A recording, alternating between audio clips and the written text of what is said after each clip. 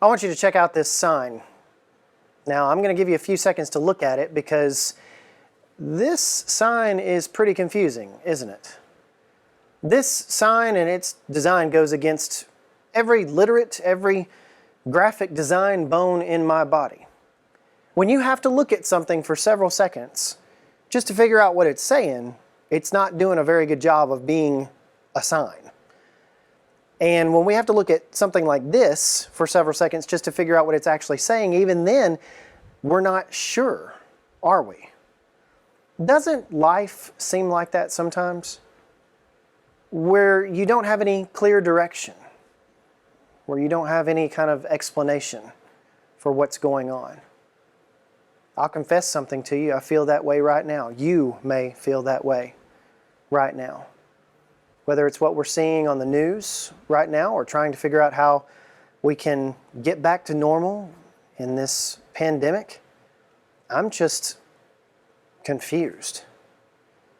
So, in times of confusion, where should we look? Well, it's not to the government. It's not to some governing body. It's not to the news or to the media. It's not to social media or Twitter or Instagram or Facebook or TikTok or Snapchat or any of those types of things. That's not where we should look if we're confused. Where we should look is Scripture.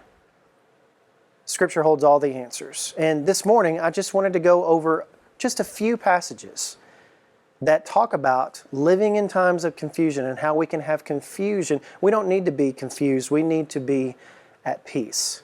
1 Corinthians chapter 14, verse 33 says, "For God is not a God of confusion, but a God of peace." 2 Timothy chapter 2, verse 7, he says, "Think over what I say, for the Lord will give you an understanding in everything." 1 John chapter 4, verse 1, "Beloved, do not believe every spirit, but test the spirits to see whether they are from God, for many false prophets have gone out into the world." 1 Peter 5:8, "Be sober-minded, be watchful. Your adversary, the devil, prowls around you like a roaring lion seeking someone to devour."